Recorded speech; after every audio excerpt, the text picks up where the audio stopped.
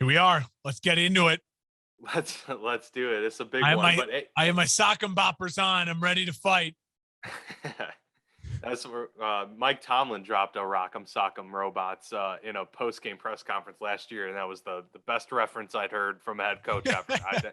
That made my year right there. So looking forward to Mike that. Tomlin Hey, is electric. oh yeah, just phenomenal. He went on that show with Ryan Clark and Fred Taylor. They have a show together now, and gosh, the name of it's escaping me, but it was so cool because it's Tomlin in his basement, and they were all just shooting the shit. It was great. It was the first like real look at Tomlin, not in professional settings. So that was pretty neat. Speaking of professional settings, hope everyone did have a good July 4th. The one person that we know for sure didn't would be whoever decided to interrupt Joey Chestnut in his pursuit of Choked down. all glory. Just getting absolutely choked out trying to protest. I don't even know what the protest was. Was it protesting meat eating I didn't or see something it. like that? I don't know what it was. I didn't see But what his sign said. I wasn't able to watch it live, but of course the clip went viral. I will say, shocking that the only person who choked at the hot dog eating contest was a protester.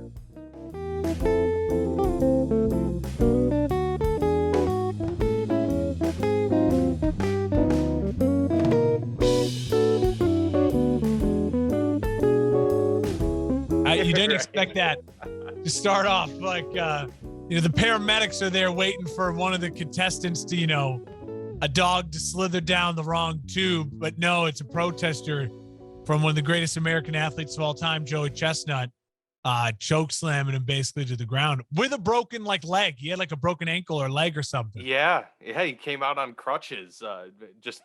He had to go represent, 15 titles for that man. A lot of people are saying that's twice as many as Tom Brady. So, want to talk about the all-time athletes? It's Joey Chestnut. Also, that guy's mouth, you can tell He the works years out. of conditioning. Yeah, Have literally Jaw. he's got the chipmunk, cheeks. He looks like like Quagmire almost. It's just giant. Yes. Giant jaw. It is. I will say, I was saying on my morning show this morning, I really do think when you think about the competitive eating, I'm really glad that it only gets shined once a year because it is really fun to watch the clip. I'm like, good God, can you imagine eating 70 hot dogs? Or, his record, I think, was like 74, but he had 63 in the win yesterday. Where it's just like, but then when you actually start to break down how they do it and the training and my coach is like, it's just weird because they're skinny. I'm like, well, yeah, because they're literally training. They're not big people. They broken their own brains to allow their body to do certain things. It starts to creep you out. I don't it just is weird. You know what I mean? And everyone's like, oh, I'm sure they puke. And it's like, no, actually they don't puke after it. They to sit in their stomach to expand their stomach to train. And it's like, nah, yeah. The more you get into it, you're just it's really fun to watch, but I'm really glad that it's not every other weekend you got to watch someone eat 78 crab legs. It's a tough watch. You got to be in the mood. Yeah. No, he's an American hero and he's an absolute icon, but I'm glad his name only comes up around once a year. For sure. There was some guy that chugged an entire gallon of lemonade they were showing as well. Badlands Booker. The amount of sugar that I can't imagine how your body doesn't go into shock after the first 10 seconds of that. It's wild, man. I don't know. What a sport. What a sport. But yeah, today is part 2 of our most influential people in NFL history list. Such an important list that we had to break it up into 2 parts. We did part 1 last week, going through numbers 10 through 6 on our respective lists.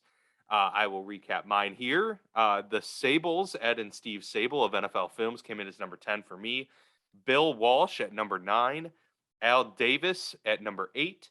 Vince Lombardi at number 7. And Jim Brown at number 6. So a couple high-profile guys there not cracking my top 5. Mark, would you like to recap your bottom 5 there, 10 through 6? Okay, so I had Paul Tagliabue, the only commissioner on my list, and then I had the Sables, Ed and Steve. I went with Al Davis at the 8 spot, Tom Brady, the greatest quarterback of all time, at 7, and Walter Payton at number 6. So players kind of rounding out, in the middle of my list there, ahead of some really big important names in NFL history. And as far as honorable mentions, I remember last week, one of the big things we both were kind of talking about is how, it's hard. Like, we both wanted to get more players on our list, but when you actually start seeing it, like this is the NFL and why it's so powerful and popular, it's really a lot of it beyond the power of the players in certain ways. I mean, it is Yeah. shaped so much by these coaches, owners, and kind of founding members of the NFL as we know it. Yeah, it's there's a lot more people involved in an entire business and organization that has spanned 100 plus years. That it's a tough list to put together. It really was a difficult one. There's always going to be a regret here or there, just because of the number of people that have impacted the sport overall. But I think we feel good about our lists. The top five will be interesting, I know, because we both kind of surprised each other with a couple of decisions there. So I'm Definitely. excited to get to it. If you want, Mark, I will let you do the honors with your number five. All right. Number 5 is someone who you already talked about on your list. He gets a 4-spot bump on my list. He is the highest, well, one of I was going to try and qualify it, but it's not worth qualifying for. Bill Walsh. Bill Walsh, to me, gets credit as a top 5. And really why I felt Bill Walsh needed to be in the top 5 is I agreed with everything you said. But I think where we differ on the weight between you having it 9 and me having it 5 is I look towards what the next 20 to 30 years of the NFL could look like as it continues to move into a passing league in the way it did. And once again, in that moment in time, I think Bill Walsh's importance will go up even more. So I'm almost like pre-bumping Bill Walsh. Does that make sense?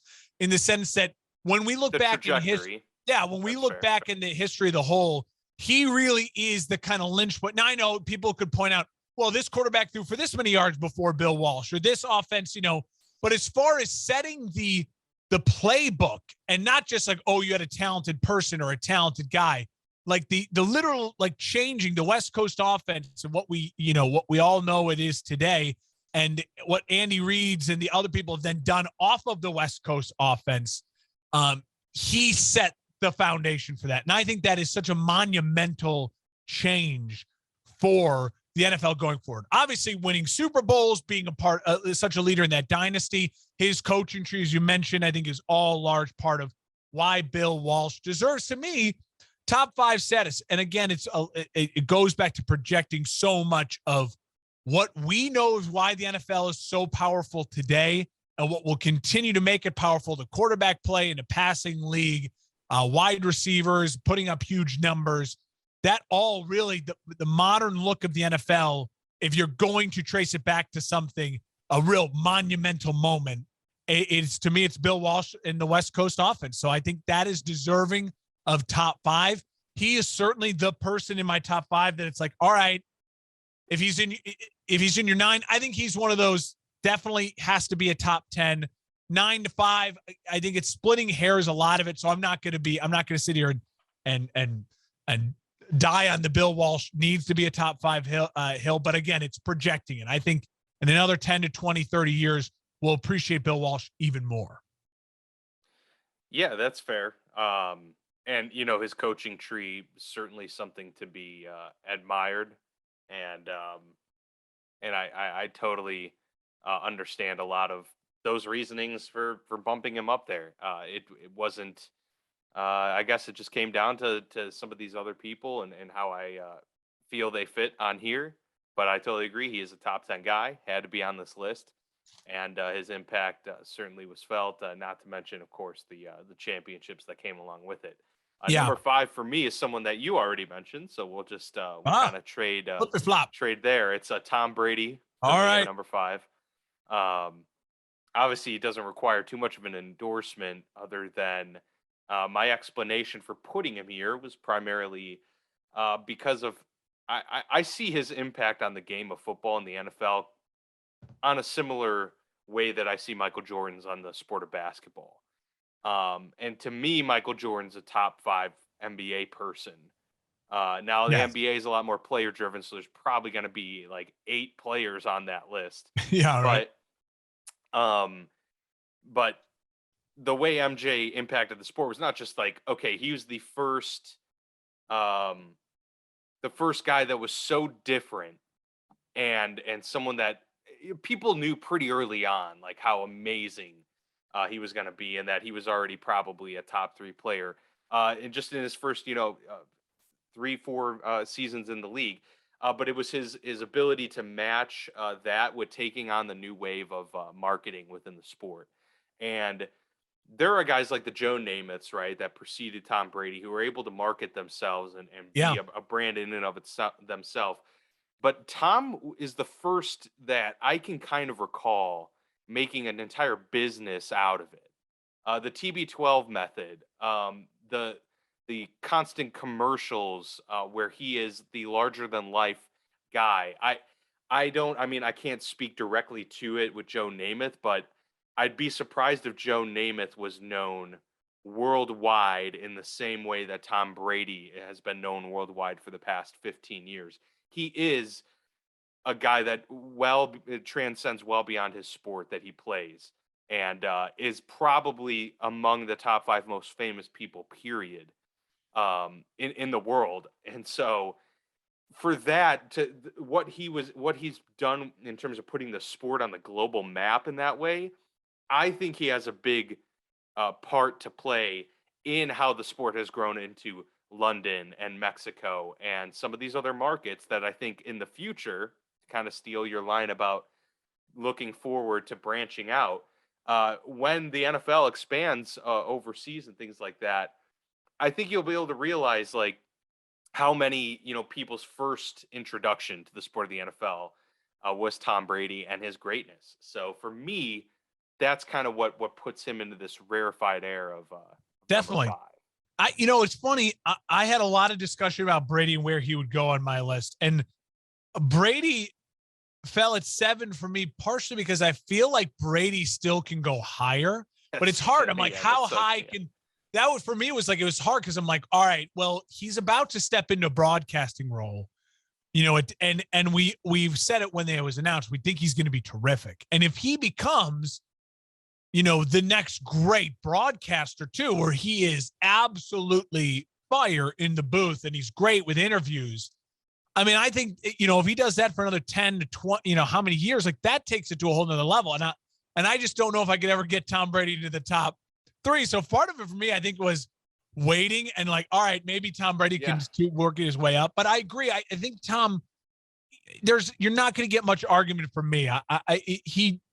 If there's anyone out there who says Tom Brady's not a top 10 person, I think they're silly. I think they'd have to really have a great argument to try to enlighten me to whatever they're seeing that I'm not. And I would argue your Jordan comparison is great, but you didn't go far enough. I'd argue that I think the sport benefits from a GOAT, and Michael, because of the way he played, his size, and the 6 rings, 6 for 6, it's hard to make the comparison that Russell should be the GOAT or Kareem should be the GOAT in the NBA, because they're big men and the style's different. It's like, oh, of course, 7-footers, that's just different. But Tom does like give us very solidified argument, my opinion, that he is the greatest football player of all time, in my opinion, and he's definitely the greatest quarterback of all time. So 7 rings, that many Super Bowl appearances, all the records, it gives all of the NFL constant people chasing. And I think what helped the NBA's popularity post Michael, because it did take a hit post Michael, was all these crops of guys. Is this the next Jordan? Is this the next Jordan? And that's what we're going to get now with Tom Brady for the next 20 to 30 years. while Tom's going to be talking about the sport. So it's a really exciting time. And yeah, his impact is huge. Yeah, and you mentioned the age too, which is an important factor that I forgot to mention in that he very well could be the first guy to kind of set the stage for players to have their careers elongated based on Yeah. health and nutrition. I mean, he's also kind of at the forefront of all of that too. So he even impacts his fellow players in that way as well. So, but yeah, I agree. I mean, he certainly is giving himself some room to move up a board like this one, and so I can understand the you know giving some room there Yeah. to move him up the board for sure. All right. I'm going to go on to number 4, and it is spoiler alert, my final player on this list. And I had to get a player in the top 4. And so for me, that was really important because players, Are you going to say player only or player period? Well, I guess that's interesting. Yeah. Yeah, because I was like, there's no way. Yeah, no, Okay. I think of him as I think of him as a who's player. known as a player. Yeah. Someone who's known as a player. And I think most NFL people, this is, I think if you had to poll all the NFL historians, the guys who write about the league, to cover the league, I kept thinking this because I felt this way too. I was like, if I asked myself this question, who's the one player? If I had to pick one player, I came down to 3 names. It was Tom Brady, Walter Payton, and this final name, Jim Brown. And for me, Jim Brown, even though I think I would take Walter Payton as a better running back, and even though I think Tom Brady is the greatest player of all time, Jim Brown is right there with both of them. And Jim Brown, what he did, though, at a time in the NFL, and he, again, his legacy of how long he's lived and the generations of getting Jim Brown on these decades teams, he fought for, for civil rights. I mean, Jim Brown, overall historical importance to the game, he's going to be one of those people. He's got that Babe Ruth almost thing where mythos. young kids today, 10-year-old kids, be like, no, I know who Babe Ruth is. And young 10-year-old kids who really love football will understand if they have someone in their house or friendship, they're like, no, I know who Jim Brown is. Like, if you watch the game enough, you may not know Walter Payton if you're really young beyond like, oh, Walter Payton Man of the Year, who's that? Now that's a good reason why they named it the Walter Payton Man of the Year, to remind people of his greatness. And Tom Brady, you're absolutely right. Maybe one of the top 10 most famous people on the planet right now. But Jim Brown, to me, is the quintessential NFL player who impacted the game as a great overall player, but also as an all-time great when you look at the history of it and what he did off the field for the furtherment of the game, the furtherment of his people. Did some film stuff, got into Hollywood a little bit. I mean, he was a celebrity in his own right. I think if you asked majority of the Hall of Fame voters, the Hall of Fame writers, the people who cover this league, if you could have one player in your Mount Rushmore of most important people, only one player, I think Jim Brown would win out most of the time. I think it'd be close, but I think to me, that's what it came down to. It's a respect thing. It's one of those things where the league may not be as successful as it was. Jim Brown wasn't as good as he was, as well-spoken as he was, as popular as he was at the time he was playing, which was such an important time in our country as well. Yeah, I think it's hard to be or to imagine even being that famous and that well-known in a, pre media and pre-social media era, because news has to travel in such a different way. Yeah. You really have to be larger than life to be able to get known throughout the country, throughout the world, whatever. Today it's much easier to kind of break through that. Jim Brown, was the guy, as you mentioned, for the longest time, and did it in that important era of getting that exposure on TV and getting that exposure just to the American people. He was the one I struggled with the most, honestly, because he fell at 6 for me, and that never sat well with me. Yeah. and we'll go obviously through my list here, and we could see where we might disagree and who we would swap out. I can absolutely see the argument that he's got to be a top four. I could see argument for being top two or three. Like Yeah. I mean, he's And- a Mount Rushmore type guy. And again, I and think it's just it comes down to the fact for me, when you're making this list, your four are going to be what people look at as your Mount Rushmore, right? Yeah. So for me, I was like, I need a player on there. And then when I started to just think about just the players and the priority of picking one player to put on that list, it was Tom, Walter, or Jim. And I agreed. I just couldn't sit. I didn't like the taste in my mouth when I looked at my list and it was Tom at 4. Honestly, it was interchangeable. Like they were all going to be ahead of Bill Walsh. Like it was going to be finding the order for the 3 players on the list. And I settled on the fact that Tom might eventually pass Walter. Again, we got shortchanged FU cancer because of what Walter could still be like in the media world and commenting on the NFL and being a part of the NFL. Tom could eventually pass that, especially with the broadcasting. So I put Tom last, and then with Walter and Jim, I just felt Jim's historical importance to the game and growing it at that time, what he did. Walter Payton would sit there and say to you, "Don't you dare put me ahead of Jim Brown," what he did in this game. And so that was part of it for me. I mean, he broke his record. Yeah, so. And that record's still so important. Like people look at it like now, especially for running backs, you don't have a chance to sniff the hall if you're not at least getting close to what Jim Brown did. I think it will always be that important.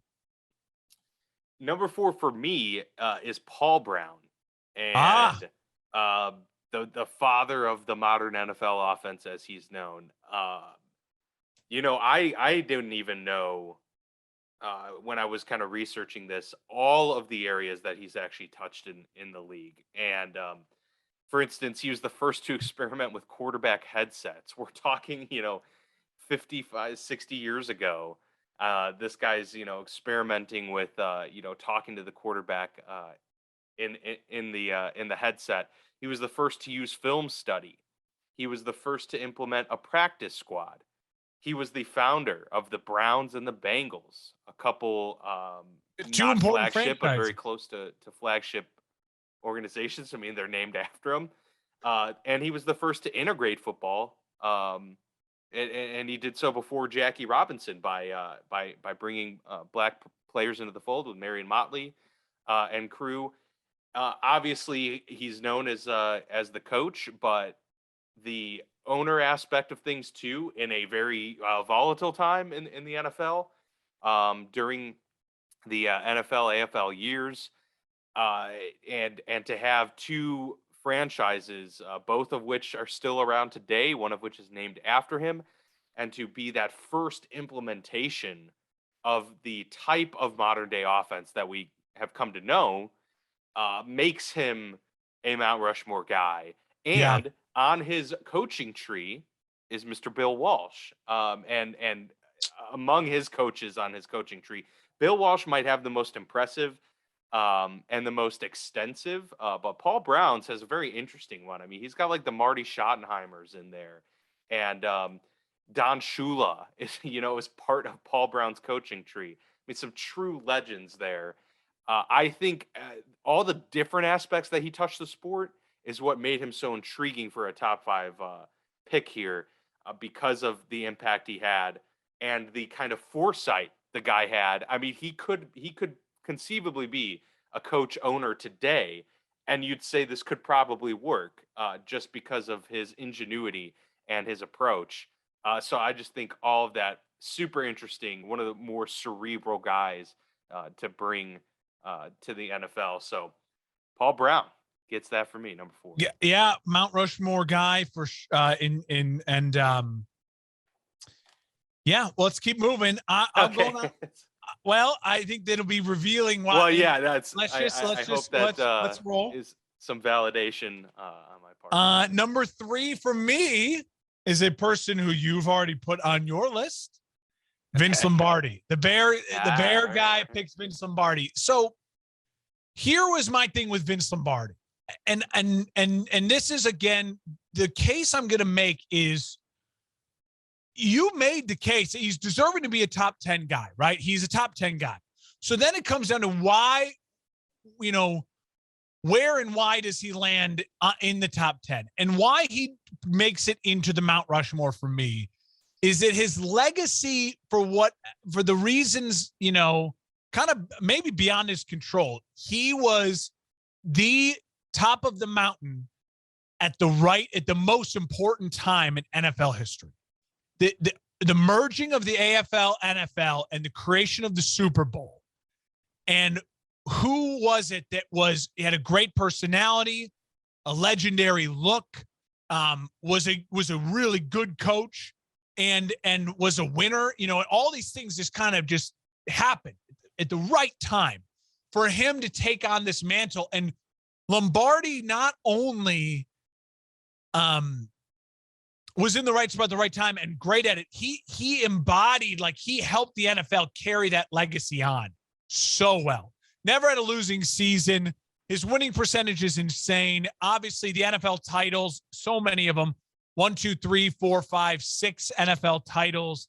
I hate to do it in a lot of ways, but I think Lombardi is also created a mythical-esque feeling because of, again, it could have been Paul Brown at the right time. It didn't matter that, whatever coach was that great at that time, would have had the chance to maybe them name the Lombardi after him. I mean, but he was that good in that moment and that revered at that time that they had no problem saying, hey, we're going to name this trophy after a guy who's currently coaching. You know what I mean? That's how good it was. It would be like us honestly saying, we're going to rename the coach of the year award to the Bill Belichick coach of the year. Or, like, you know what I mean? Like, you thought highly of the guy in that moment. And so, no. Do I think he was a better coach than Bill Walsh? No. Do I think he was a better coach than a lot of other guys on this list, on your list, on my list? No. But there's something to be said for being the type of person you need to be to carry the weight of what he carried and also be really damn good at the right time. And, he passed away early at the age of 57, a year after his Hall of Fame. And so, again, he's another one of those, a little bit like a Walter and other legends who die early. There's this almost more mythical being that gets created around them in the what ifs and the what more if Lombardi would have, stayed and lived another 10, 20 years of how he would have impacted the game. Lombardi the name alone, to me, is deserving of a Mount Rushmore. And and part of it is, I tried to, maybe I took too much of my own bias out. As a Bears fan, I try to make sure I'm very unbiased. But then I thought to myself, I was like, know what? Again, I just try to empty it and fill it up with, like, what does it mean to me? The 4 names, the 4 faces that would be on that top 4. And I just kept saying to myself, I feel silly if I don't have Lombardi on that list. And he comes in at 3 for me. Yeah. I almost had Jim Brown ahead of him too. But then I was like, I don't know, something about the Lombardi Trophy. I mean, he's going to live on, and because he was that great at that time. No, that's a good point that he was kind of caught lightning in a bottle in that way. He already had a dynasty, and then he was like the first true dynasty of the Super Bowl era. Going on and winning the first 2. I mean, look, Vince Lombardi is surely a stranglehold on the history of the NFL. Will always be in that conversation. I said my piece. I don't want to disparage Mr. Lombardi. I have always thought that the mythos was a little bit, a lot of it more than maybe what reality was. Despite his 6 titles, I still absolutely respect all of that. It's incredible. It doesn't make him a bad coach. He's still top 10. That's what kind of pushed him on the outskirts for me. And part of it was, as you'll see, just the next 3 guys I'm going to list here.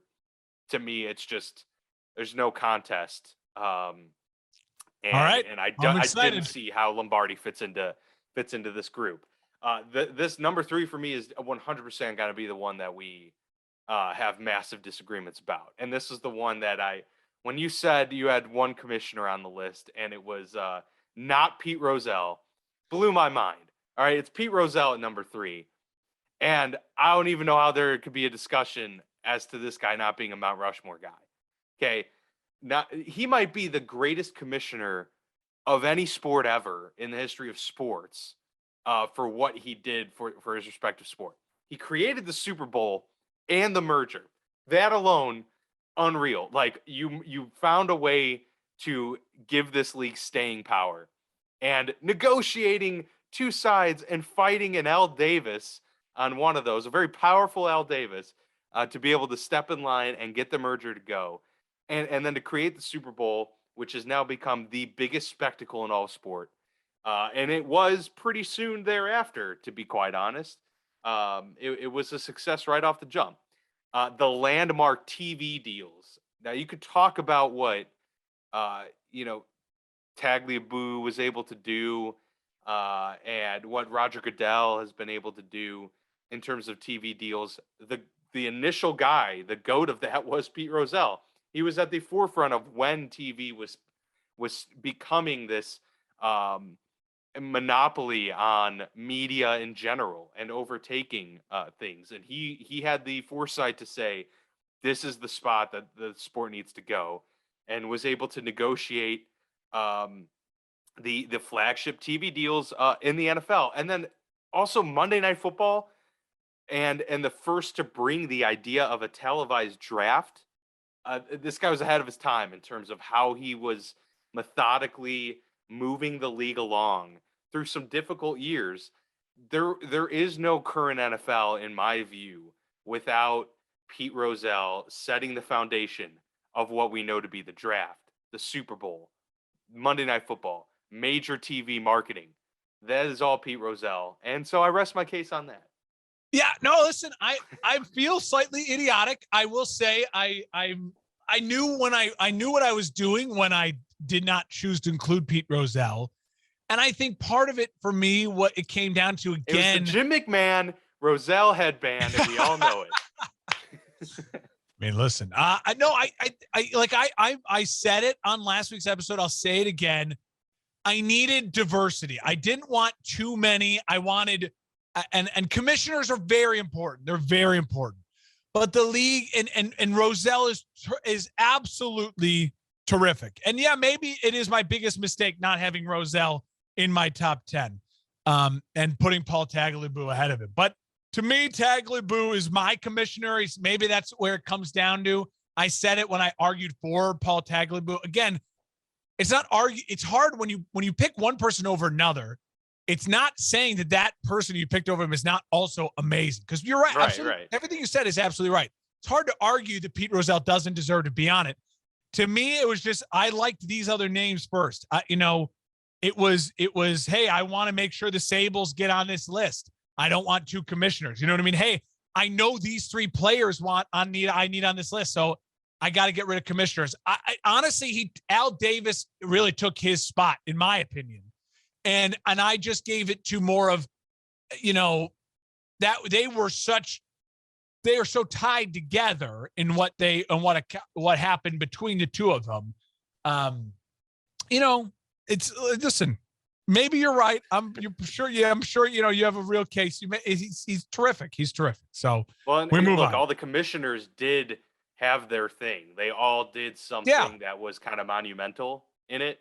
I put more emphasis on the Super Bowl and the TV stuff than maybe the salary cap or the labor union stuff that Tagliabue brought with him. So that's it. It's more of a just an emphasis, I guess. At the end. I mean, I put a little more weight. You're right. I think the new stadium deals that Tagliabue oversaw and the things like that to modernize the game in that way, those to me were important, but it's tough. And Pete Rozelle is my only commissioner as well. So we each only had one. We each only had one commissioner on the list. I think that's valid. There needs to be a commissioner spot. You insert name. Yeah. Would you agree that Tagliabue is still more important than Goodell right now? That's a tough one. The only the only thing that Goodell has is just The the money, the continuing to TV deals. stack the money Yeah. into Bizarro world to Jeff Bezos level. But it's hard to say that where that expansion wouldn't have come without the guys before him. Like Yeah. he had to No. have something to work with. He maybe packaged it a little bit better in terms of how he presented it to others. But then, the guy's riddled with a lot of controversies as well. How Yeah. he's ruled with an iron fist, and his dealing of, criminal elements of some players, and the punishments, or the lack of addressing certain things, and the CTE. I mean, Very there's important. a lot of stuff that kind of falls on his shoulders Well, too. That's not so endearing. I think it's as simple as saying that Rozelle never was the bad guy, but Rozelle liked to ruffle feathers and would speak his mind. Tagliabue was like the antithesis of that. He was so almost David Stern-esque, where you're like, this guy never shows any emotion, but behind closed doors, you're like, oh no, you don't mess with him. Right. And then Goodell is a little bit more in the sense of like, he tries to put on that in the public, like nothing bothers me. But what you hear behind the curtain, Goodell likes being the bad guy. He's good at being the bad guy. He will stand in front of the army of 3 million Twitter bots and take all the arrows and smile. And I think that it's a quality that the commissioner of a sport like the NFL needs to have. And Goodell's done a really bad job with some big controversies. He's fumbled some big things. The only reason he still has a job, honestly, in my opinion, is he's made all the owners so much more money. Right. Is he looks at and he knows where the bodies are buried. So he's like, all right, you're gonna fire me, or you're gonna pay me $40 million a year for the next 10 years as I keep putting $100 million in each one of your pockets over the next 10 years. And they're like, oh, okay, yeah, we'll just keep him. We'll keep him. Yeah. He might be the most owner-friendly commissioner. Yeah, absolutely. Number 2, for me, a name that has not appeared on anyone's list so far, and a name that I think, to me, it's when I think football, it came, when I thought about this word too, I just thought, okay, when I think football, what do I think? And the first word that came into my mind when I said football was Madden. And so John Madden comes in at number 2 on my list. And John Madden comes in at number 2 for the entirety of what John Madden was from the day he started coaching to the day he passed away, just earlier last year or this year, whenever it was, within the past year. The broadcasting of John Madden, I mean, that's what I think of when I think of being young and watching football. John Madden was electric. He was must watch. He was so good. People made careers. We only know who Frank Caliendo is because of John Madden. He literally, he's so good and so unique, so funny, so authentically himself. He was a terrific coach, a brilliant offensive mind, and someone who, you hear the stories of the Ron Riveras of the world talk about it, or whoever it may be, the relationships that coaches had with John Madden, and how special he was to anyone who opened their doors to him. He grew the game of football unlike anyone I could ever think of in the last, 50 years. I mean, and then for him to be willing to say, you know what, I think this video game thing's a good idea. And I think this video game thing could be real if we make it real. And the Madden football game is John Madden. Like, he is synonymous with that. And that will live on forever. Is probably the most important sports video game. And I think you have to make the argument it's a top 3 video game of all time. Like, the idea of John Madden, what it's done for players, for the growth of the game, putting those controllers in those kids' hands and having, I learned more about football playing Madden on the N64 and then the PS2 than I did watching it. You knew the rosters. I knew everyone and everyone's roster on those games. You watch games of teams you didn't root for because you're like, oh, I know Marshall Faulk now because of Madden. Like, he's my running back in Madden. Oh my God, are you kidding me? I'm going to watch The Giants, Tiki Barber. I played him in the in the preseason, like the workout, the fun things you did in Madden. Like he is synonymous with those video games, and those video games, the growth they did for the game of football and are still doing for the game of football, it's immeasurable. John Madden is a larger than life football figure. And when I thought of the Mount Rushmore of football people important to football, I could not imagine his face not on the Mount Rushmore. We are in lockstep, my friend. I have it at number 2 as well. Not a whole lot more to add. I will piggyback off the Madden thing real quick because I don't know if we've discussed it on the show. Maybe we did right at the start of it a couple years back, which is crazy that we're 2 years into this deal. The reason I became a Steelers fan was there were multiple avenues, but Madden was a big part of it. I didn't watch football at all growing up. I watched like every other sport. I went to Cubs games with my dad. Blackhawks in my family's history, obviously, and the Bulls growing up in the 90s with Michael Jordan, Space Jam. You're a kid, like I all of that stuff. The Bears weren't really on my radar. We didn't watch a whole lot of like Sunday football. It wasn't a big part of growing up. But Madden, I got my hands on a Madden game. I believe it was Madden 05, ahead of the 2005 season. And I had just started hearing about football. It's what got me into joining football in high school. But playing with Jerome Bettis, this massive brick on the screen, and just bowling over people, I loved it so much. And I'm like, oh, you know what? I gotta look into this guy in real life, see what he's all about. And then it kind of ballooned from there.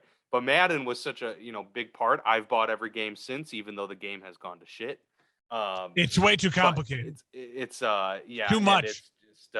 It's just a disaster. But what he did for the game in terms of the marketing was second to none. I mean, we talked about Tom Brady with his business side of things. It doesn't even hold a candle to how John Madden furthered the sport. I mean, there's no doubt about it. And like, you could take his coaching career and be like a legend. That guy's a legend. He coached 10 years. He won 76% of his games. It's the highest win percentage of any coach that coached 8 or more years ever. I mean, for comparison, Bill Belichick, who's probably the greatest coach ever. Think about all the winning seasons they've had. What's that? And think about all the winning seasons that Belichick's had. Right, exactly. And he's only won 67% of his games, which is unreal, by the way. It's a lot over 27 years. But for John Madden, over a decade, to win 76% of his games, more than Vince Lombardi. It's crazy. And, he won the title, goes into the booth, does what he does with Pat Summerall, brings the game to life like no one had ever imagined before. And to your point about kids and the layman fan who's not super into it, he got everyone to like it. So someone's mom who you would never thought would have watched football probably enjoyed listening to John Madden because he was entertaining on top of being informative. Just an absolute legend, definite Mount Rushmore man, close to being number one, but he can't beat out our number one guy who I'm very sure is the same. So I'll let you take it away. Yeah, if you are getting to this point in time and you're keeping score at home, no Paul Brown for me. And sir, that's something we could talk about afterward. Yeah, it's interesting. And so I end it with number one. And when I started this list, I knew who my number one would be. I knew there was no question to me who my number one would be. And I felt like, you know what? Hey, that I'm not just being biased. Like I'm not just being biased because I'm a Bears fan and I know how important he was because I've read the books and I love the team and the history of the game. So I started doing as we were putting our list together, I started Googling like lists of most important NFL people, and consistently this person was in the top 3 and on many of the big lists, number 1. And it reassured me. I was like, no, this isn't your bias. This is the important. I mean, this is exactly where he needs to be. George Halas is number one. He should be number one. There would be no NFL, not the NFL as today, the modern NFL. The NFL would not exist without George Papa Bear Halas. He was the owner, coach, player for the Yankees and the Bears. He is the seminal figure when you look at old-time start of the NFL league as a start to like how it all came through. He was the figurehead. He was the person who had the vision of what the league should be. He was the person who was able to recruit players into the league. He got the Red Granges at a time when people are like, you have to remember back in the 30s, in the late 20s and 30s, people were like a pro football league. Like, I mean, they looked at it like we look at the XFL, like, oh, who gives a flying beep? And you literally had to have other jobs. So getting these star college players and Olympic athletes, the Red Granges of the world, and saying, no, come to the NFL, play in the NFL, and play and what he was able to do with packing stadiums and then actually building a league and saying this needs to have a central leadership. It needs to have a central a voice. We need to have teams in these markets. He is instrumental in all of that.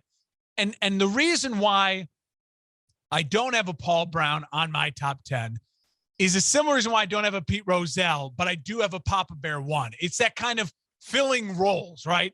I knew I wanted players. I knew I wanted coaches. I needed at least a commissioner. And when I looked at it, I said, I don't want to spend my whole list. You could build a whole list of just the guys from pre-1960, 1950, who are like, those guys, we wouldn't have an NFL. And when it comes down to Papa Bear, George Halas is the most important one of them by far. And so I was like, all right, well, he's going to fill that role for me on this list. He's going to be number one. And that's why Brown isn't on it. He is obviously very deserving. And I do feel idiotic kind of looking and thinking to myself, I made a case for certain people over him, but it is what it is. I wanted some more diversity on my list, and I still feel great about my list. But regardless, yeah, I'll turn it over to you here. I'll end with this. What is so incredible about Papa Bear and his building of the NFL also is just the fact, and not on top of that, he wasn't just the business guy who built the league. He was an incredible coach.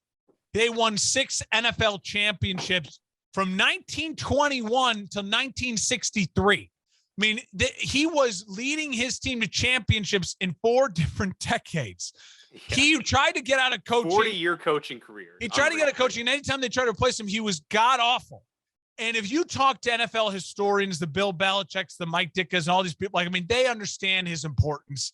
He is beyond important. And if you didn't know the story, there was the worst ever, I think it's the second worst ever maritime disaster in U.S. history. So that means like a boat disaster. Happened on the Chicago River in 1915. And a boat overturned and killed hundreds and hundreds of people. And Papa Bear Halas was supposed to be on that boat. Similar to like you hear the stories of who was supposed to be on the plane in 9/11. He was supposed to be on that boat because he worked for General Electric.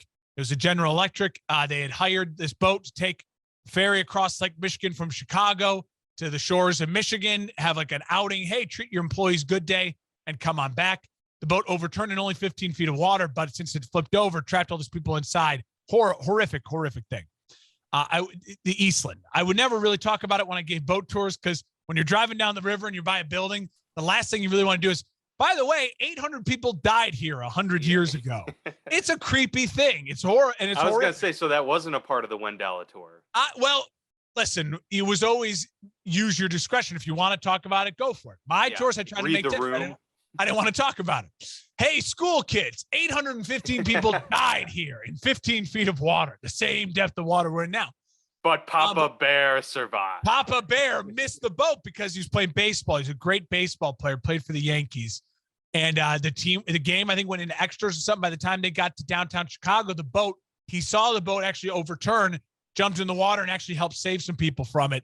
Papa Bear Halas is an all-timer. He's a legend. We would not have – it's important for young listeners to know. You would not have, I'm not just saying this because I'm a Bears fan. You would not have the NFL if it was not for George Halas and him founding the Decatur Stanleys and the Bears when he did, and what he did to keep the league going, recruit, build it, and fight for the league. He was the original defend the shield guy. There would be no shield without Papa Bear. The ultimate respectable figure too. I mean, all the players, the Dick Buckuses, the legends, say that, he not only played, like, he was good, like you said. I met, he had to be friends with Babe Ruth, right? I imagine if they played on the Yankees. I think he's actually was part of the, like, they traded for Babe Ruth because Halas wasn't good enough. Like, he got cut, and they're like, we need an outfielder. And I think that was like, there's part of that too. I've read the Halas book, and I know there are some sort of ties with Babe Ruth and George Halas even. Yes. Well, that's, I talked about growing up and getting into football a little bit later than most. But one of the, outside of the Jerome Bettis stuff, one of the primary things that I watched, I've probably watched this about 60 times, is the Chicago Bears, The Complete History. It's great. I think this only goes up to like 2004 or something like that, maybe even 2001. Phenomenal DVD set. Highly recommend for anyone, because it's so much more than just the Bears history. The whole first disc is about Halas and the founding of the NFL. It's fascinating. He held the NFL record for fumble return touchdown. It was like 95 yards, and that stood for like 60 years or something like that. It didn't get broken to the he's early 80s. Legit athlete. Good athlete. And to not only be the guy that brought it to the forefront, Mark, but to remain hands-on and to remain a coach for so long, and then an owner, and be involved. It just showed how much it was his life too, right? He could have said, once the NFL took off, like, okay, I'm gonna wipe my hands, I'm gonna watch the money flow in, and I'm gonna sit in the owner's box and just enjoy life. But he still wanted to be very much hands-on, and so I think in that way too, he helped his legacy because he stayed in it and stayed with it for so long. Player, coach, owner, founder. The guy checks every box. He didn't fit a category for us. He fit all of the categories for us. So that it easily makes him number one on there. Literally founder. I will say 40 years as a coach. He only had 6 losing seasons. And so I was saying, like, we were talking about the coaching records. His coaching record was 318 and 141 and 31. He has 68% win percentage. That's pretty damn good. And again, I will say this about Papa Bear, and it's really important, is that, if you follow the Bears closely like I do and you do, I mean, there's literally people talking about, like, it's the curse of Papa Bear. Like, his son was kind of it's just one of those, how far the apple fell from the tree. I mean, it was such a detriment to his own franchise. So when he passed away, there was just he was so good at running everything. There was just no one that learned how to do it. And then you have this family, the McCaskies, sitting there, his daughter and his daughter's husband and their kids, they're now running it. And Virginia, God bless her, she's an icon. She could be on this list in a lot of ways. Not top 10, but she's deserving of recognition as a very important figure in NFL history, being a female owner for as long as she has, and the importance of Virginia McCaskey. But it's almost a detriment. I mean, the Bears have literally, besides the 85 season and then a short run with Lovey, I've literally been garbage since Papa Bear Halas stopped coaching and left. It's just could tough. have potentially been a Rooney situation. It's like a what if, because the Rooneys are the opposite. Where, like, it has been the lifeblood of the family. Well, and the Hunts, like, they get how football's supposed to work. Yeah. And the Bears, unfortunately, it's almost ingrained in them. And maybe it was bad because his son never panned out and his daughter was then left with the franchise. And I'm sure there was a lot of the whole, you're a girl, you're not supposed to run the team, just sit there and you'll get your checks and my son will run it. And then she's left having to run the franchise. Yeah. And you hear her and her sons have always said, we're not football people. We're not football people. We're going to hire football people to make our decisions for us. What else? It's not like the McCaskies made their fortune in oil and then they bought the Bears. They're like, listen, we're oil people. We know oil. We don't know football. You literally are football people. That is. That's all you've done is football. It makes it extra many. And I think it just goes to show you when you look at all those lists, like, and if you've only been watching, the NFL and you're in your 20s, you're like, the Bears just have been sucked like kind of my whole life. Think about how bad they've been since literally I was born, and we were born in the early 90s to now. And then you say to yourself, but yet they're still like all-time wins. And yeah, people are like, well, they're the original franchise. They are the original franchise. And he was so good at running his franchise. It has sustained them through so many bad years. Because he didn't coach in the Super Bowl era. And since the Super Bowl era, the Bears have been literal poop. And we are at almost Super Bowl 60. Hey, Justin Fields, man. Got to change it. Eberflus, that's the savior right there. I know. We're getting dangerously close to starting to have to talk about like actual football that's going to be played soon. It's really depressing me. I'm so excited, but it's like, oh.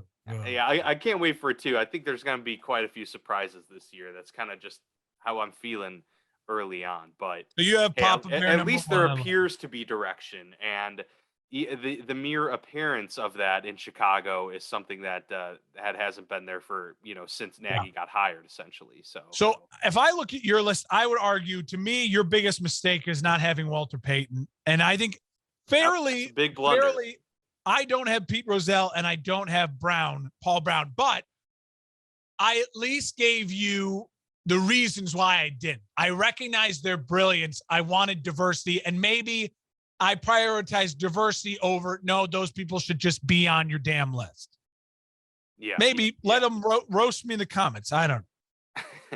Well, yeah, the Walter Payton one was real tough because, I mean, obviously, like you said, they have an award named after him, and what he did for the league speaks for itself. It was hard to fit him in. I don't know who I could have taken off just based on how I feel about them. If I had Pete Rozelle at number 9, then I could say, well, that could be flipped. But I think so highly of his position there at number 3. Yeah. I can't swap Peyton into that, and I don't know. Honestly, if I were to think of like who I would swap out, it might be a Bill Walsh, to be quite honest with you.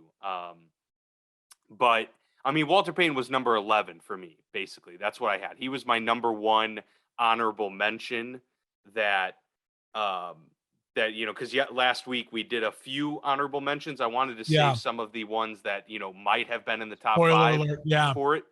Walter Payton was that, and then Don Shula and Bill Belichick were the other two. Yeah. So I had like the 2 greatest coaches ever. It's hard to take both of them out of there. Paul Brown, Roger Goodell, Pete Rozelle, Bill Belichick, Don Shula, the Rooney family were my next kind of big 5 out. Yeah. And then as far as players go, the other players that were even in the discussion for me, Joe Namath, Joe Montana, Peyton Manning, Jerry Rice, Dick Butkus, and Brett Favre. I put Brett Favre on there, and maybe I think Brett Favre, you could argue, is more important than so many other players. If you did just the top 10 of players, he would absolutely be on my list because of his popularity and what it did to help kind of like Brett Favre. Really, the game was always Americana and, kind of Midwestern, Southern pathos, ethos. But Brett Favre, I mean, he is the embodiment of Wrangler jeans, backyard football, American flag, Southern boy, concussions, big hits, and the gun. He is the gunslinger. When you look up gunslinger in the dictionary, it's Brett Favre, and the gunslinger mentality is so important and crucial to what football is. I think he's maybe more important than you'd argue initially. Then you think, oh, Brett Favre, but I think he's more important than you argue. But those are some of the other ones.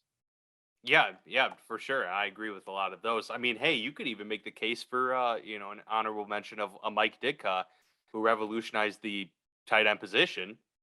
You know, he was the first of his Yeah. kind to do what he did in terms of the receiving game.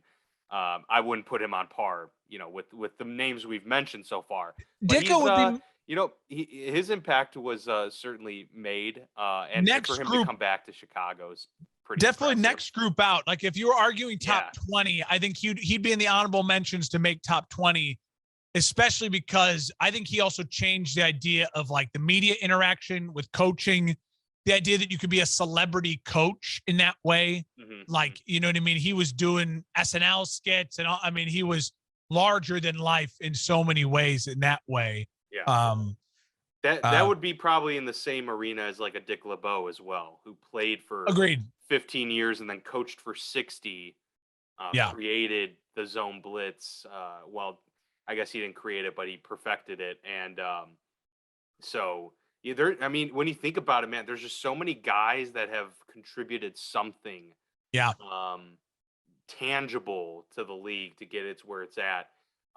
Absolutely. These guys are I guess total. Then we have what 12 guys that we have named in our top tens.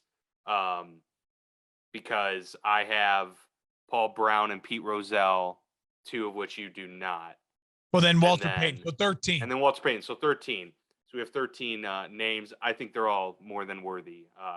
I think we did a good job with it overall. It was a fun one.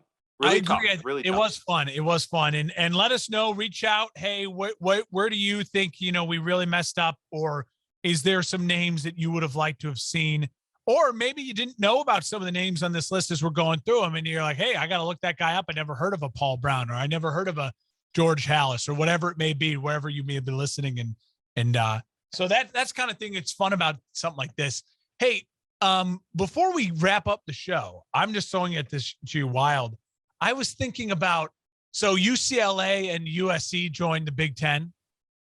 Oh yeah, we didn't. We were supposed to talk about that. Well, no, but I was just thinking, and I was like, maybe we could make a bit out of it and do like. But I think this could just be fun to wrap up the show. Just off the top of your head, I was thinking that kind of feels like two AFC teams joining the NFC. So, like, if you were to say, what are the two teams you're like, that'd be so weird if those two AFC teams somehow ended up in the NFC, or you know what I mean? Like, because like. Yeah. I think of there's three teams that really jump out to me. They're like, that would be so weird for them to be in the NFC. So quickly off the top of your head, what would you think? The Raiders would be one for me. Absolutely. The Raiders 100%. Are the AFC. They are the AFC. They're the embodiment of it. We're going just AFC to NFC, right? AFC to NFC. Yeah. You're like, that's too weird. Just too weird. Another weird one, the Patriots would be very strange, and that's mainly because of their dominance in the AFC the last 20 years. That would be they're close, but out. I'd argue their division rivals would be more weird. The Miami Dolphins. The Miami was another one that Miami Dolphins, to me, when I thought about that, I'd be like, that's like Miami all of a sudden being in the NFC. Like that's honestly, and it's so weird. It's just a conference switch, but it doesn't feel right. It's like all of a sudden you put the Miami is like the NFC North, and they're like playing at the Bears, at the Lions, at the Packers. Everyone like, what is going on here? Yeah, it is. It's so weird. It's just too weird. And so Miami, and the Raiders were the two for me. I thought the next two out were the Patriots, and I think the Steelers. The Steelers again. History, the Steelers could play NFC football. Like all of a sudden, the Steelers were just in the NFC North and be like, all right, it doesn't see, but they're just such an iconic AFC brand that it's more that would feel weird. The Miami in the NFC just would not make sense at all. And I feel, the one team that sticks out to me on the flip side would be the Cardinals going to the AFC. That would be really, really That'd be weird to me. It would feel odd. To me, my two for that were the Bears and Packers are so NFC. Yeah, they're the most NFC of any. They are all NFC. They are. I think they are. I think the other one. Maybe let me quickly NFC to AFC. Who else would be weird? Yeah. I mean, it would all be weird. But I think the Cowboys would probably be that next one. Yeah, like the Cowboys 49ers would be and the 49ers conversation. In that conversation. Yeah. What There's what certain what teams. were your thoughts, real quick, on this? Oh, for college Merger, wise, because clearly college football is it's not. now, well, It, college athletics period, but it's it's different. it There's no it's going back. changed. Yeah, yeah, There's a kid who's a 4-star recruit who's going to be a freshman next year. He just signed on. He's a 4-star. He's not even 5-star. Just got a $9 million NIL deal to Miami. yeah. Like the game. They got him. They got him from Clemson, away from Clemson as The well. game And is that's just different. how is Clemson? They can give you a brand, but they're in Clemson, South Carolina. We're Yeah. in Miami. We have We can tens give of you millions. money. We can give We you can money. get you the sponsorships. Which is why what my thoughts on it initially were, it's huge for the Big Ten. It is the SEC hit them. The SEC hit them with a straight right to the face when they announced Texas and Oklahoma. And this is a really great rib shot response from the Big Ten to the SEC. That's like, oh, that hurt a lot more than it should, getting USC and UCLA, because Texas and Oklahoma are not too crazy enough on the map to be like, all right, SEC, whatever, they'll make it work. It's still all like, but Big Ten just said, we don't give a damn about maps. We're going to get Region doesn't two matter. giant brands. And now we have a huge foothold in recruiting in Southern California. That's the only area of the country that the SEC cannot recruit like any team in the SEC. Now, any team in the Big Ten can go to Southern California and recruit, because they can say to the moms and dads there, you'll watch your kids on TV because they're going to be on the Big Ten network. And you're going to get your kids, even if they're playing at Michigan State, they're going to travel here twice a year. Like they're going to, you know what I mean? Like you're going to get the travel. You're going to get all that benefit from the Big Ten. So that's huge. But my big thought is, I mean, the landscape's different. I fully expect there to be more giant acquisitions from the Big Ten and the SEC. I think both conferences want to get to 20, and both conferences want to put the pressure on the Big 12, the Pac-12, and the ACC to either fold and to just, start scrambling, or for the Big Ten, the remaining Big 12 and the Pac-12 to band together, and the ACC to disband, and Clemson's got to find where to go. I made two different arguments. I think the Big Ten should focus on getting Notre Dame. 100%. And then I think the Big Ten should focus getting to get to 20. That would need to go 3 more schools after Notre Dame. And that would be, to me, Washington, Stanford, and Oregon. Then you have a West division, a Midwest, 2 versions of your Midwest division, and then an East Coast division. And you split it on up. Each division would have 5 teams. Each division would have at least 2 powerhouse programs. USC and Oregon, split it up so you get Iowa and Wisconsin in one area. Make sure that Michigan and Ohio State are in one group, and then you keep Notre Dame and Penn State, in a group, or, you know what I mean? Get yourself, those are your powerhouses. Those are your teams that can compete to get into the playoff. I also think the playoffs can expand. It's going to expand. It's got to, right? Because now you're going to be a 1-loss USC team, and your only loss is a road loss to Ohio State, and you don't win the Big Ten, but you deserve a chance to be in the playoffs. So that's going to happen. And the SEC will have to respond. I think the SEC should respond by going for an Oklahoma State, a Baylor, a Clemson. And then you got to add in another dog. Like the SEC either needs to add in 2 big names and 2 dogs, or honestly, like 1 big name and 3 dogs. Like the SEC is so loaded. They need a couple more Vanderbilts. You could maybe say, hey, Clemson, give us, you and UNC come over, and then we'll take West Virginia and we'll go get Texas Tech. You know what I mean? I'm like, all right, those feel like brands that could survive in the SEC. They'll take the money the SEC will give them, but then you don't have to piss off all the other big brands. Like, hey, we got to beat up on someone here. You know what I mean? Yeah, exactly. You can't just go out and get nothing but studs. So it's going to be fascinating. I can't wait. The Big 12 and the Pac-12, if they're smart, should just merge at this point and find a way. And I know we've seen already reports come out that Big 12's talking to Oregon and trying to get some of those programs to come to them. Yeah. They really should just merge and make it it's gonna eventually just be 3 conferences Yeah. It's going to be And the SEC, Big Ten, and you'll whoever else have survives. probably at least 8 playoff teams, 3 automatic bids, and 5 at large. And the other teams, the MAC schools, the Mountain West schools, they're going to have to just be willing to schedule as many big boys as they can.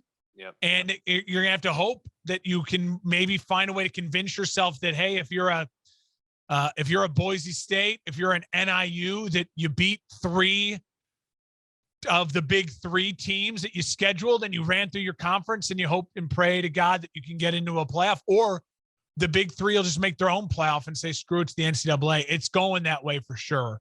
I also want to say quickly, I think people make doom and gloom, but remember, still only like 10% of college football athletes are going to make the NFL and play in the NFL.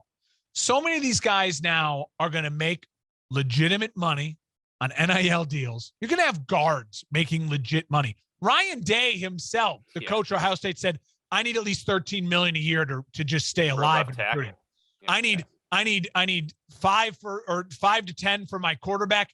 I need a left tackle needs 1, an elite edge rusher needs 1, and then you fill in the rest of the spot. But even if you're a college kid who's already got a free ride and you're a left guard at Ohio State and you can get, $100,000 a year to play there, and you play for 4 years, if you're smart about it, you got a free education, you take some of that money, you invest it well, you take care of your family. You made $400,000 in college with a free Ohio State education, and you who cares if you don't play in the NFL? Like, if you're smart about it, I really hope schools will set up within their programs and their departments ways to help these kids manage this money and have a smart, common sense approach to be like, listen, if you're making this kind of money and you're not going to make the NFL, here's ways to invest it to make sure you're set for life, and go and make sure you graduate and you walk out of here with a degree from Notre Dame, from Illinois, from Vanderbilt, or wherever you're playing, from Texas Tech, it doesn't matter, and say, hey, you made some money, and now you have a chance to have a good life, whatever that life may be. Yeah. No, people like want to do not, this is the way it is. And it's not, it's good for college athletes. They're finally getting what they deserve. And like you said, like, guys can actually feel good about the work they put in. Yeah. I mean, think about the number of guys, like, how, like, everyone says they would love to have been gifted enough to be the work that a D1 athlete has to put in is crazy. They have to give up a lot. So to just the idea of, like, doing all of that just for the experience of it versus actually getting something tangible in return in terms of helping set yourself up financially for the future, I think that's perfectly well within the margins. And absolutely, and it's just, you gotta accept it. That's how. My final point on this will be: of course, there will be sad stories that come of this. There will be kids who get $9 million NIL and they're broke, or they get busted for something. There's going to be sad stories. There's going to be stories that make you think, why on earth? The only reason this kid lost his life, or the only reason this kid is in jail, is because they handed him $8 million when he was 17 and he couldn't handle it. There's going to be stories like that, and it's going to be heartbreaking. It's going to be hard to process. You just hope you can continue to say to the family members around these kids, it's going to be more important for the colleges to help these kids make sure they understand what they're doing. They understand the people around them. They understand how to manage their money, and they keep them safe, and they keep them away from stupid things. Imagine if, I think about it, I was in an acting program, right? It's not comparable to football, but it is similar. I had scholarships. You're there to do one thing. I was there at NIU to act in the shows there and learn the craft and all that. And I say to myself, and we were separate from the rest of the campus. We had our own school. We did our own thing. I didn't go to my college graduation. I went to the acting graduation at the acting school on the same day, same time. Not comparable at all to the free meals and the millions of dollars. But I say to myself, oh my God, what if now colleges said, hey, come here, and NIU is like, we're going to give you $100,000 a year to act at our school because we want you, and we're going to market you, and we're going to do all this stuff. and you're going to have your Instagram, your Twitter. It's a lot of toppers right there. I think about it's a ton of toppers pizza. I would have never lost weight in college. But I mean, think about that. I mean, 18 years old, they're handing all this money. So it's going to be crazy. But I will say, just as far as the health of college football, this movement is good because it will help them get ratings. It will help them continue to get TV deals. And it will overall help the competitiveness of the sport. It really will. Up against the NFL that continues to pull away. It will. And and college football's biggest problem the last couple of years is on a Saturday, there's not enough games. You're like, I need to watch that. Yeah. I need to watch that. And this, having USC at Ohio State and Ohio State at USC and Michigan at UCLA, I mean, those are going to be absolute must-watch games. UCLA in the snow at Penn State in a whiteout on a set. You're like, I'm tuning into that. Yeah. USC at Kinnick when it's snowing like that. Texas at Georgia, Texas at, Texas at Tennessee at a huge game when they're both fighting for, undefeated seasons. I mean, those are must-watch games. Yeah, 100%. Yeah, a lot to look forward to there. But that has been our top 10 most influential players, coaches, people ever in NFL history. A lot of fun with that one. I'm sure more news will come out. We'll see in terms of the college side of the things because we're already hearing reports of other conferences. They're going to have to move quickly. And then, as you mentioned, Mark, we're a month away. This is the last month of no football until March of 2022. I know. So we've got 3 more weeks of this before we start getting into the preseason and all of the talk. So buckle in. It's going to be a fun ride. But yes, we'll see you back here. Of course, always hit us up on social media, Twitter, Facebook, YouTube. Like, subscribe, all that fun stuff. And until next week, he's Mark, I'm Dan, and this is the Football Lounge.